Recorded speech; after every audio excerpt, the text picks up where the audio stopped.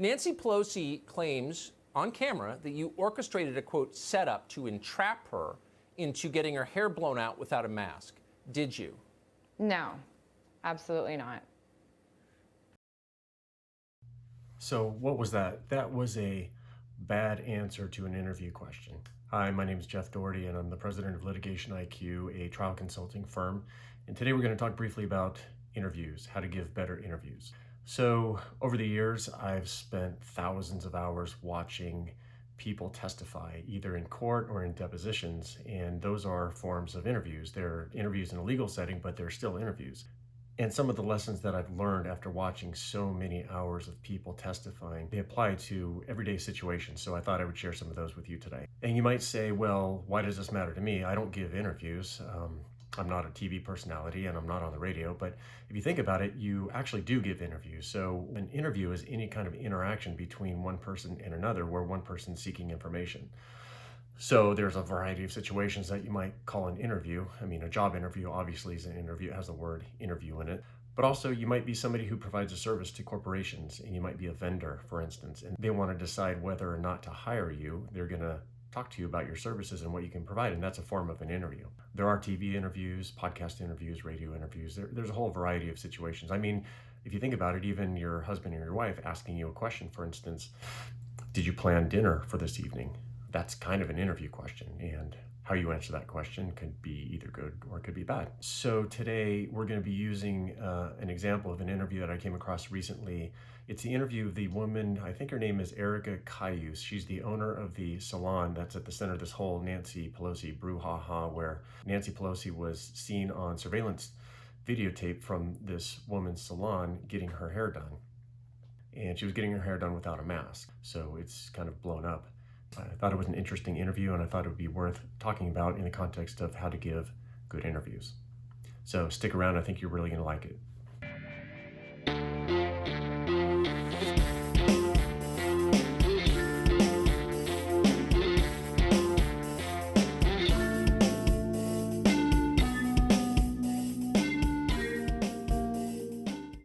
So if you're not familiar with this story, Nancy Pelosi has been getting her hair done at this salon for quite a while. The salon owner claims that she's lost a lot of business because she can't provide services to her clients. So Nancy Pelosi somehow got an appointment set up at this salon while the salon was closed. Nancy Pelosi gets her hair done, but she doesn't wear a mask. So here's a couple of clips just for context, and then we'll get into watching the interview. Is it time to mandate the wearing of masks across the country? Oh, I definitely long overdue for that. The president should be example. You know, real men wear masks. Be an example to the country and wear the mask. Not only it's not about protecting yourself, it's about protecting others. That this president didn't care less about the spread of this virus than to see what he did, vandalizing, by the way, the White House by bringing all those people there, no mask, no distancing, and the rest. He slapped science right in the face. And what a bad example that was. If only they would pay attention to the scientists testing, tracing, treating, spacing, mask, sanitation, and the rest. Nancy Pelosi is under fire today after surveillance video shows her at a hair salon getting a blowout and not wearing a face mask. The most powerful woman in America can be seen with wet hair inside a salon in San Francisco. Problem is, under California COVID-19 regulations, clients cannot be serviced indoors. All blowouts, dye jobs, and styling must be conducted outdoors, like this. The owner of the salon, Erica Kious, says to get by during the pandemic, she rents out chairs in her salon to several independent stylists. On Sunday night, one of those stylists texted her to say that Nancy Pelosi was coming in for a blowout. After the appointment was over, she checked the security footage and was not happy with what she saw. It was a slap in the face that she went in, you know, that she feels that she can just go and get her stuff done while no one else can go in and I can't work, Kious tells Fox News. It is just disturbing. Okay, let's get into the interview. Tonight we want to introduce you to the woman Nancy Pelosi is blaming. Erica Kious owns the now famous salon in San Francisco, and she joins us tonight. Erica, thanks so much for coming on. first of all, maybe a little heavy on the eyeliner. So I don't want to sound too critical, but if you're going to be giving an interview, you don't want anything to detract from the words that you're going to say. So anything that seems to stand out, flashy jewelry, flashy clothing, maybe a hairstyle that's a little bit over the top, makeup that's a little bit too heavy. You don't want people to be distracted by things such as clothing or jewelry or makeup. All right, let's get back to it. Thank you so much for having me. Nancy Pelosi claims on camera that you orchestrated a, quote, setup to entrap her into getting her hair blown out without a mask. Did you? No, absolutely not. Okay, so what's wrong with that answer? So it's the truth. Well, I don't know if it's the truth or not. She claims it's the truth. She says, no, absolutely not. But for a TV interview, that's a bad answer, because really what's happening is the interviewer, Tucker Carlson in this example, is kind of giving her softballs. He's opening it up for her, hoping that she's going to tell her story. Now, when it comes to a deposition, this is a perfect answer, because the person asking the questions in a deposition or cross-examination at trial, they're really not interested in letting you tell your story. They want you to confirm their version of what the facts mean. So if this were a cross-examination or a deposition, no, absolutely not, would have been a great answer. But for an interview, or maybe if you're talking to your boss, if your boss asks you a question and really wants to know kind of more detail, more context on what the story is, just a 1 or 2 word answer is not a good answer. And in this instance, she's making the interviewer have to work hard. Okay, let's get back to it. No, absolutely not.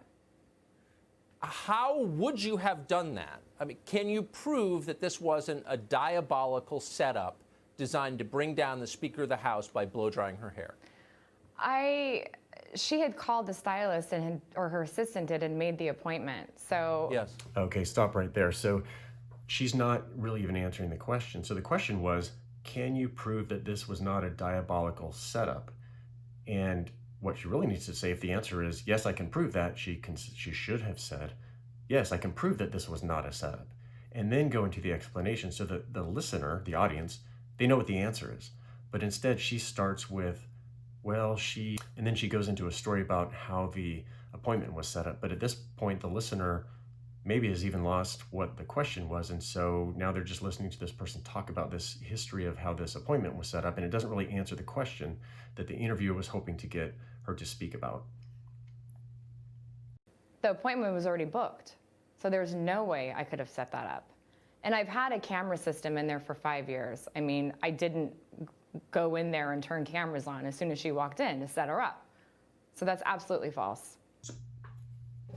Okay, so she gave the answer at the very end of her whole explanation. What she should have done is given the answer first, I did not set that up, and then give the explanation for how the whole appointment was set up and the fact that she's got surveillance cameras, or she's had surveillance cameras in there for 5 years and so on. And the same is true for a witness at trial. So if the witness's own lawyer is asking questions, the most important thing for the witness to do is, first of all, focus on the question and answer the question that's being asked, and then give an explanation if it's needed. And if your own lawyer is asking you the questions, the explanation is going to be good. If you're being cross-examined, you're not likely going to be able to give an explanation, so it's important to give the answer. And a lot of times it's just going to be short and to the point and very succinct, because the opposing lawyer is not going to give you an opportunity to explain. So as somebody being interviewed, or when somebody's asking you questions, you got to think about, well, what is my role here, and what is the role of the person that's asking me questions? Is that person a friend, or are they a foe? Are they going to allow me to explain? Do they want to hear my story? Or are they going to try to trap me with my own words and twist my words or use my words against me somehow? So the context is always important. But when somebody's interviewing you on TV and they're bringing you on, or on the radio or a podcast, or a friend or a colleague, or whoever's asking you questions, and they really want to know the story, it's important to remember that they're tossing you kind of an opening, and they're hoping that you're going to go on and run with it. So it's always important as somebody being interviewed to think about, well, what is the context here? What is the objective of the person interviewing me? And what is my role as somebody being interviewed? Is it my role, for instance, in this setting to tell my story? Well, if that's the case, then you should be prepared to tell your story. So Pelosi says that salons in San Francisco, and of course she lives there and she is the most powerful Democratic legislator in the world, but she says she understood that the restrictions allowed a one-on-one appointment in salons. What do you make of that? I heard that and I thought to myself, well, as a hairstylist, I see clients one-on-one. So that would mean I would be open, right? Yes, sorry to laugh. Yes, it would mean that. Are you open? No. What is that doing to you in your business? For the past 6 months, we're pretty much done. I mean, we've lost at least 60% of our clients. I've lost the majority of my staff. So, 6 months is a long time to be closed down. So she's asked here, essentially, well, what has this done to you? She doesn't really give a very powerful explanation. She uses terminology such as, well, we're pretty much done. Well, that doesn't really tell much. If this has destroyed her ability to earn a living, and if it's harmed her income, or if it's had a major impact upon her as a business owner and her employees and so on, she needs to use language such as, well, it's ruined me, or it's been devastating, or it's been catastrophic to my ability to make a living and to support my family and to pay my employees and so on. But she just kind of rambles a little bit, and she finally gets to a little bit of an answer that kind of communicates what I think she's trying to communicate, but she ultimately says, well, we're pretty much done. But that's not that powerful. So as she prepared for this interview, she should have thought, what are the key points that I need to make? Kind of what are the themes that I need to communicate that will ultimately leave the audience understanding what this has done to me? Okay, let's keep going. Yeah, no, it's too long. So your business has been destroyed by this. How do you? Okay, see, ultimately the interviewer took what she had described in kind of a long-winded way, and he encapsulated it for her. He said, okay, so pretty much your business has been destroyed. And then she says yes, which is kind of a messy way for the interviewer. It makes the interviewer's job more difficult. And this is one of the things that I see with witnesses all the time at trial. Many times when they're being questioned by their own lawyer, their lawyer's asking them direct examination questions that are designed to get them to get the story out so the jury can understand where they're coming from and so the jury can kind of be on their side. The witnesses kind of ramble through their answers, and then ultimately they wind their way to the answer instead of giving the answer first and then giving the description later. And really, that's a problem with the lawyer has not given that witness key themes for that witness to have kind of in the back of their mind to promote whenever they have the opportunity to explain, this is the message that I want to communicate. And if the jury doesn't remember anything else, I want them to remember these 5 things. And here, the salon owner kind of demonstrates the point. She should have had 3 or 4 or 5 key points she wanted to make so that once her interview was done, the audience knew and felt where she was coming from. How do you feel about seeing the most powerful woman in America come into your salon in violation of the rules she supports, get caught, and then blame you for it? To be honest, it was more hurtful.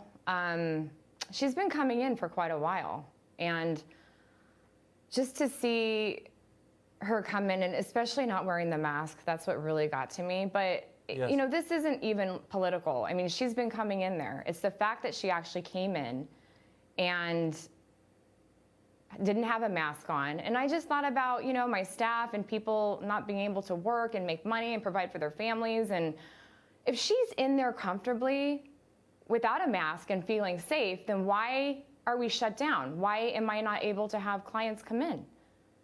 So it's been hard. So here, she doesn't have key messages that she wants to deliver. To me, it seems like it's been devastating to her, devastating to her and her ability to earn a living, to keep a salon running, to pay her employees and so on. She should use the words such as, well, it's been devastating to me. I can't believe the hypocrisy, if that's what she feels. But you don't really get a full flavor for what it is that she's trying to communicate. She just kind of talks her way through the way she's thought about it and the way she's felt about it, but she's not delivering key points. Okay, let's keep going. It's been hard. You're not making a political point. You're making a human point rooted in common sense. And what do you think? I don't know what the answer is. What do you think the answer is? Why can't, if Nancy Pelosi feels comfortable using your salon, why can't civilians use it? Exactly. And I'll be honest, in our area in San Francisco, I mean, we're obviously the last county or city to not open. We've been trying to figure that out. We've been asking ourselves these questions for 6 months, I mean, for the past actually 4 months, of why we are not reopened. And that's kind of a good question. We, again, don't know. Okay, here, so the interviewer, Tucker Carlson here, is asking her to speculate. He's asking her to speculate about, well, why do you think it is that if Nancy Pelosi can use your salon, why can't civilians do it? And she doesn't speculate. He's giving her the opportunity to just guess or to give some ideas or some thoughts or some opinions about the matter, but she doesn't really do it. And ultimately, at the end, she says, well, that's a good question. So now, if you're a witness at trial, speculating is a bad thing. And if you're being cross-examined, you should never speculate. Well, and for that matter, if you're on direct exam, you shouldn't speculate either. So again, it's always about, well, what is the context here? Is the interviewer a friend or a foe? Are they on my side, or are they going to try to use my words against me? So here, Tucker Carlson's giving her the opportunity to just speculate and guess and give some ideas about what might be going on, and she kind of doesn't do it. It would have made her interview a little bit more powerful if she would have had something to say about it, but she just ultimately says, well, I don't know, that's a good question. Huh. What are you going to do? Are you going to stay in the city, do you think, in San Francisco? I don't think so. The hard part of all this is that I have been in that community for 12 years. And since this happened, I have received nothing but hate, text messages, death threats. They're going to burn my hair salon down. My Yelp page is just unbelievable with bad reviews. It's just, it's sad that my community is pulling this when they're saying that I threw her under the bus when I didn't. So that's hurtful, but I think I'm pretty much done there. So, yeah. Well, I think that's one of the most heartbreaking stories I've heard in a long time. And I just want to restate for the people who are hating you for telling the truth. I don't consider this political. You don't seem like a political person. And I'm just sorry that this is happening to you. Erica, thank you for coming on tonight. Thank you. Okay, that answer wasn't too bad, but I think she could have been a little bit more expressive. She's kind of monotone in a way. I think, in my opinion, what she should be using is more expressive language. Like, this has been devastating to me. It looks like I'm probably going to have to leave because you'll never believe what this community has done to me. They're threatening my life. They're putting bad reviews on Yelp. They're going to make it impossible for me to earn a living, and I'm probably going to have to leave. Now, of course, this is not a professional interviewee. She's not somebody who gives interviews professionally. She owns a salon. So this is probably something that she's not accustomed to. And for a novice, she didn't do a bad job. She could have done much better. There's just a few little things that she could have done to make her interview more entertaining, a little bit more heartfelt, and to communicate a message a little bit more forcefully. I hope you found this entertaining and interesting and helpful. Please leave any comments about how you felt about this interview, how well she did, what she could have done differently, or any interviews or anything that you would like me to analyze or to critique. If you liked this content, make sure you subscribe, hit the notification bell to make sure that you get updates whenever I send out new videos. Thank you for watching. See you next time.